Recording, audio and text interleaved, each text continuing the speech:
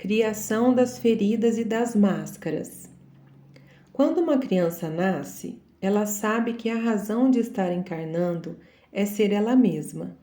Sua alma escolhe precisamente a família e o ambiente em que vai nascer.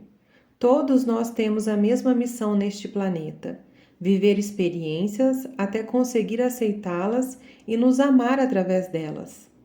Se uma experiência é vivida na não aceitação, ou seja, em meio a julgamento, culpa, medo, remorso ou algo assim, a pessoa atrai para si de modo constante circunstâncias e indivíduos que a fazem reviver essa experiência. Alguns não apenas vivenciam o mesmo tipo de acontecimento várias vezes ao longo da vida, como podem reencarnar uma ou mais vezes a fim de aceitá-lo completamente. Aceitar uma experiência não significa concordar com ela. Trata-se, na verdade, de nos conceder o direito de experimentar e aprender. Devemos, sobretudo, aprender a reconhecer o que nos é benéfico e o que não é.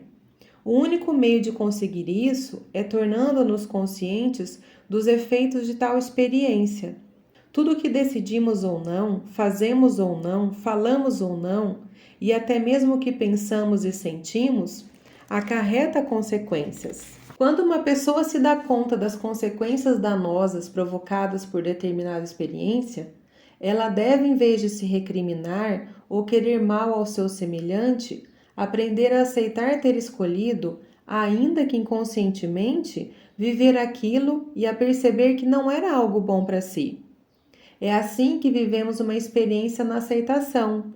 Mas é preciso salientar que mesmo quando você diz, não quero mais viver isso, tudo pode voltar a acontecer. Dê-se o direito de repetir várias vezes o mesmo erro ou de reviver um fato desagradável antes de conseguir reunir a vontade e a coragem necessárias para se transformar. Porque não compreendemos as coisas logo de cara, por causa do nosso ego, que é alimentado pelas nossas crenças. Todos nós cultivamos inúmeras crenças que nos impedem de ser o que queremos ser. Quando essas crenças ou maneiras de pensar nos prejudicam, tentamos ocultá-las, e as ocultamos tanto que chegamos a acreditar que elas não existem mais. Ficar quites com elas exige então que reencarnemos várias vezes. Somente quando nossos corpos mental, emocional e físico estiverem em sintonia com o nosso Deus interior, é que nossa alma será totalmente feliz. Tudo que é vivido na não aceitação se acumula no nível da alma. Esta, sendo imortal, retorna incessantemente com grande bagagem acumulada em sua memória. Antes de nascer, decidimos o que queremos saudar durante a próxima encarnação. Mas essa decisão e tudo o que acumulamos no passado não são gravados em nossa memória consciente. É apenas ao longo de nossa existência que nos tornamos gradualmente conscientes do nosso plano de vida e do que devemos pagar. Quando faço alusão a alguma coisa não quitada, refiro-me a uma experiência vivida na não aceitação. Há uma diferença entre aceitar uma experiência e aceitar a si mesmo. Tomemos como exemplo o caso de uma moça que foi rejeitada pelo pai, pois este desejava ter um menino. Numa situação assim, aceitar a experiência consiste em dar ao pai o direito de ter desejado um menino e rejeitado a filha. E para essa moça, a aceitação de si consiste em dar-se o direito de ter odiado o pai e em perdoar-se por tê-lo odiado. Não deve existir nenhum julgamento com relação ao pai e a ela própria, apenas compaixão e compreensão pelo sofrimento de cada um deles. Ela saberá que a experiência foi resolvida quando se permitir fazer ou dizer alguma coisa que faça o outro vivenciar uma rejeição.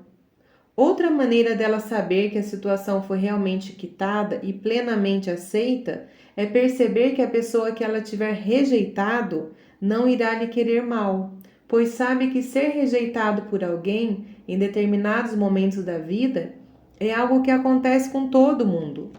Não se deixe levar pelo ego, que costuma tentar por todos os meios nos fazer crer que resolvemos uma situação. Muitas vezes pensamos: ora, compreendo que o outro tenha agido assim, apenas para não precisarmos olhar para nós mesmos e nos perdoar. Nosso ego, dessa forma, tenta encontrar uma maneira furtiva de esquivar-se de situações desagradáveis. Às vezes aceitamos uma situação ou uma pessoa sem termos nos perdoado ou nos permitido odiá-la. Isso se chama aceitar tão somente a experiência.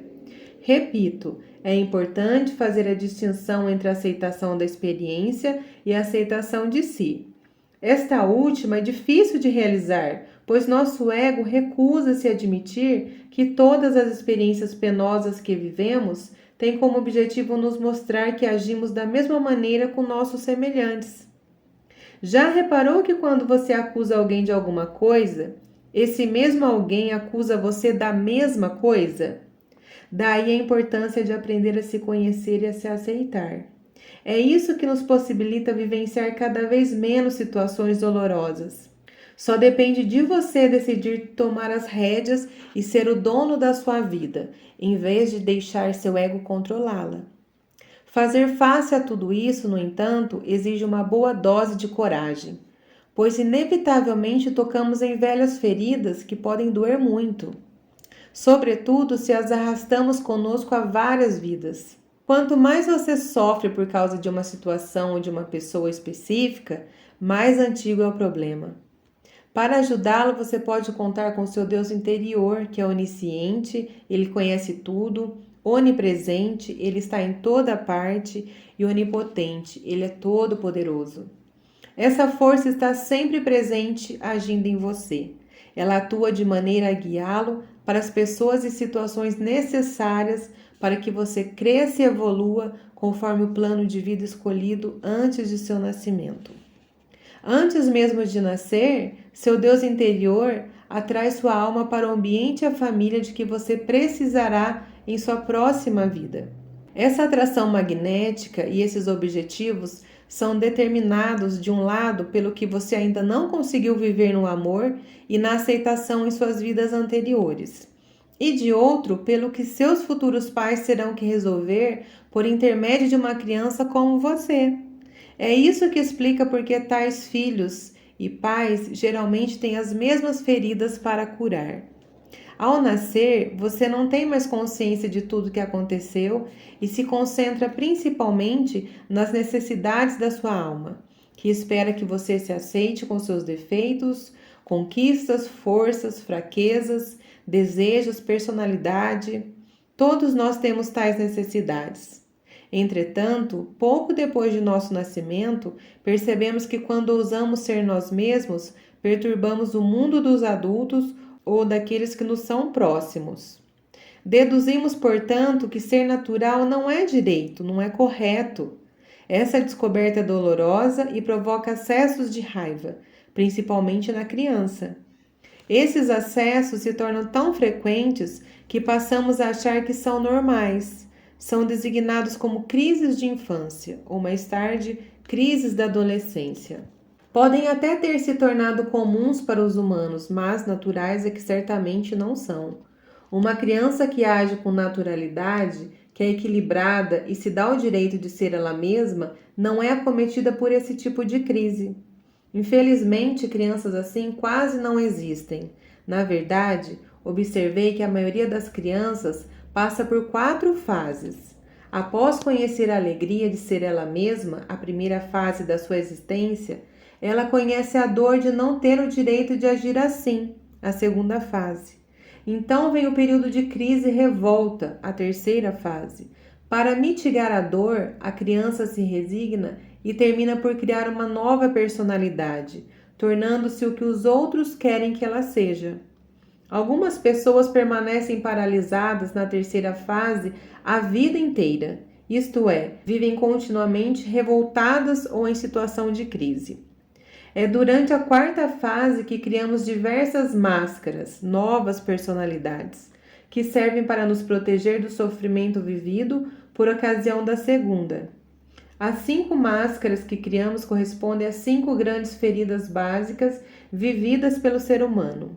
Anos e anos de observação me permitiram constatar que todos os sofrimentos humanos podem ser condensados em 5 feridas. Eis-las em ordem cronológica, conforme cada uma surge no curso de uma vida: rejeição, abandono, humilhação, traição e injustiça. Quando permitimos que nosso ego, com seus medos e crenças, dirija a nossa vida, não somos fiéis ao nosso Deus interior e às necessidades de nosso ser. O uso de máscaras é a consequência de querermos esconder de nós mesmos ou dos outros aquilo que ainda não quitamos. Essa atitude é uma forma de traição. Que máscaras são essas? Aqui estão elas, acompanhadas das feridas que tentam esconder. Ferida da rejeição, máscara do escapista. Ferida do abandono, máscara do dependente. Ferida da humilhação, máscara do masoquista. Ferida da traição, máscara do controlador. Ferida da injustiça, máscara do rígido. Essas feridas e máscaras serão explicadas em detalhes nos capítulos seguintes. A importância da máscara é proporcional ao grau da ferida. Uma máscara representa um tipo de pessoa com um caráter que lhe é próprio, pois numerosas crenças serão desenvolvidas e influenciarão a atitude interior e os comportamentos da pessoa. Quanto mais grave a ferida, mais frequente o sofrimento causado por ela, o que obrigará a pessoa a vestir sua máscara mais assiduamente. Incorporamos uma máscara somente quando queremos nos proteger. Por exemplo, se uma pessoa percebe uma injustiça em determinado episódio, ou tem medo de ser ou de se achar injusta, ela veste sua máscara de rígida, adotando o comportamento de uma pessoa rigorosa e inflexível. Eis uma metáfora que ilustra a maneira como a ferida e a máscara correspondente estão ligadas. A ferida interior pode ser comparada a uma ferida física, como, por exemplo, um ferimento que você tem na mão há muito tempo, mas ignorou e não tratou, preferindo usar uma luva para não vê-lo. Essa luva equivale à máscara. Você acreditou que assim poderia fingir não estar ferido. Acha realmente que é a solução? Claro que não é. Todos nós sabemos disso, mas o ego não sabe. Essa é uma das maneiras a que ele recorre para nos pregar uma peça. Voltemos ao exemplo do ferimento. Digamos que essa lesão doa muito quando toca em sua mão, mesmo ela estando protegida por uma luva. Bem, quando alguém segura sua mão com amor e você grita: "Ah, está me machucando", pode imaginar a surpresa do outro? Ele realmente quis machucar? Não, pois afinal, se você sofre com esse toque, é porque decidiu não tratar a ferida. A outra pessoa não tem culpa de sua dor. É assim com todas as feridas emocionais. São muitas as ocasiões em que nos julgamos rejeitados, abandonados, traídos, humilhados ou tratados de forma injusta. Na realidade, todas as vezes que nos sentimos feridos, nosso ego acredita que outro indivíduo deve ser recriminado. Sempre procuramos culpar alguém pela nossa dor. Às vezes culpamos a nós mesmos. E isso é tão injusto quanto culpar outra pessoa. Na vida, não existem pessoas culpadas, apenas pessoas sofredoras. Sei agora que quanto mais acusamos a nós ou aos demais pelo nosso sofrimento, mais a experiência se repete. A acusação só serve para nos deixar infelizes. Porém, quando olhamos com compaixão aquela que sofre, os acontecimentos, as situações e as pessoas começam a se transformar. As máscaras que criamos para nos proteger são visíveis em nossa aparência exterior. Costumo me perguntar se é possível diagnosticar as feridas nos bebês. No meu caso, divirto-me observando meus 7 netos, que no momento em que escrevo estas linhas têm entre 7 meses e 9 anos. Já começo a ver na maioria deles suas feridas externadas em sua aparência física. Em contrapartida, em 2 dos meus 3 filhos, pude observar que seu corpo de adulto manifesta feridas distintas das que eu via quando eram crianças e adolescentes. O corpo é tão inteligente que sempre encontra o meio de nos informar o que devemos quitar. Na realidade, é nosso Deus interior que utiliza o nosso corpo para falar conosco. Nos próximos capítulos, você descobrirá como reconhecer as suas máscaras e as dos outros. No último capítulo, fala dos novos comportamentos a serem adotados para curar essas feridas negligenciadas e assim parar de sofrer. A transformação das máscaras que escondem essas feridas acontece naturalmente. Entretanto, é importante não nos prendermos aos termos empregados para designar as feridas ou as máscaras. Uma pessoa pode ser rejeitada e sofrer de injustiça, outra pode ser traída e vivenciar isso como uma rejeição. Outra ainda pode ser abandonada e se sentir humilhada, e assim por diante.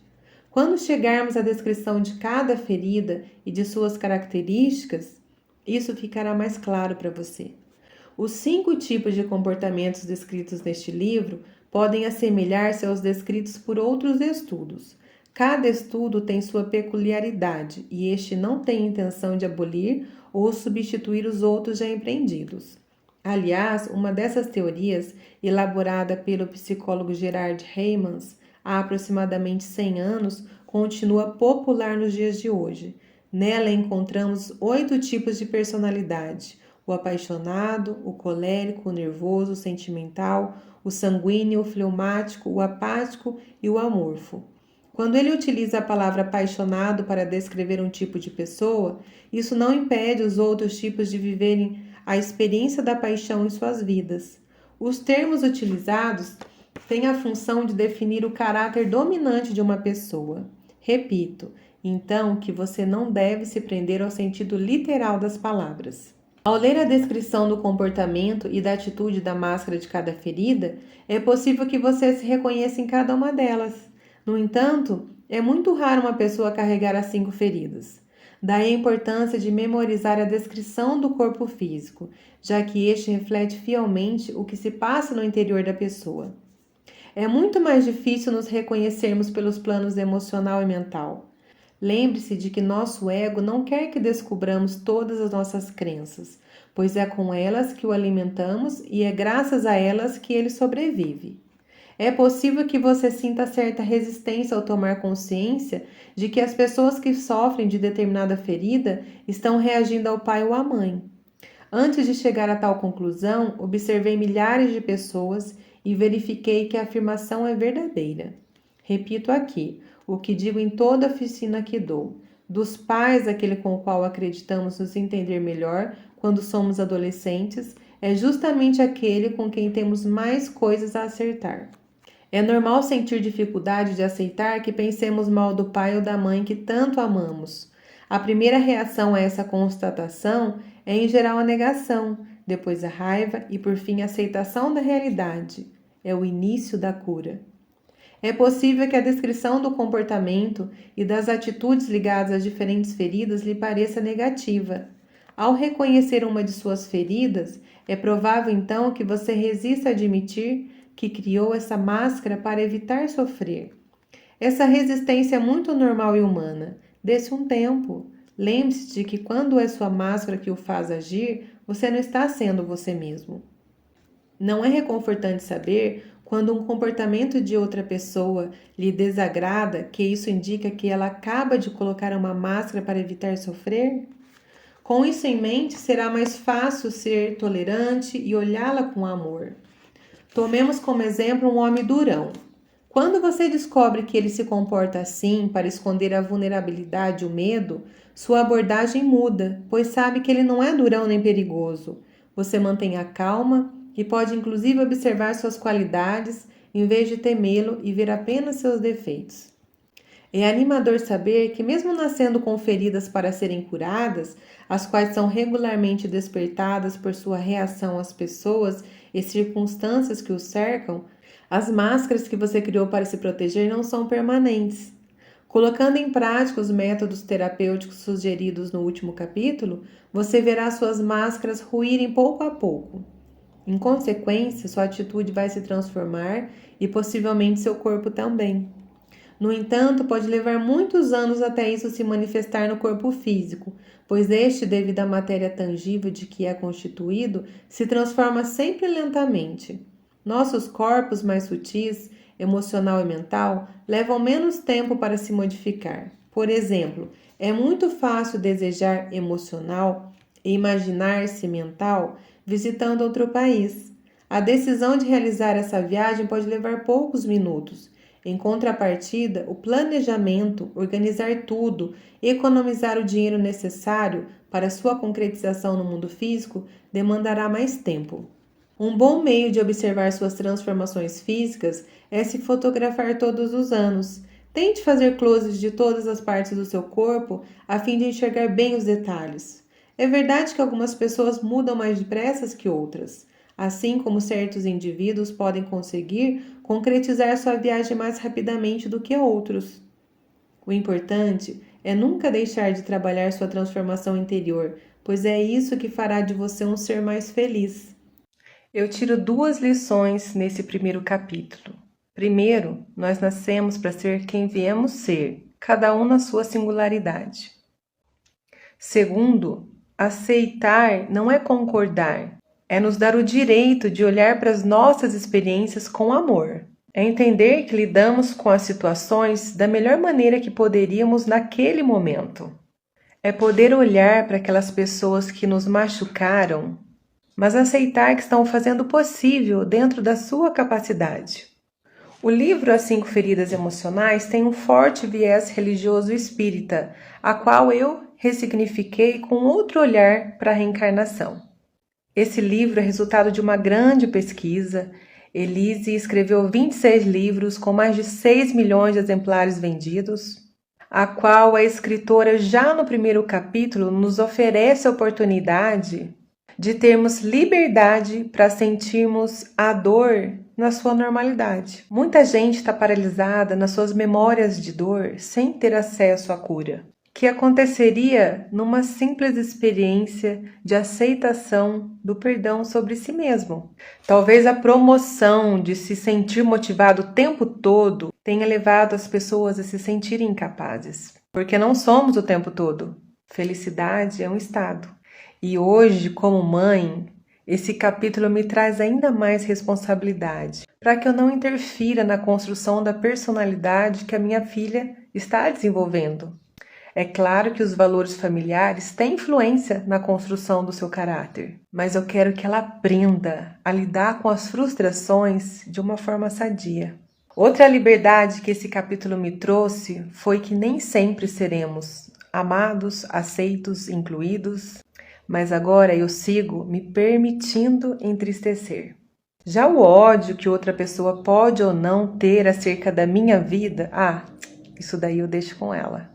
Mas essa é só a minha opinião como leitora.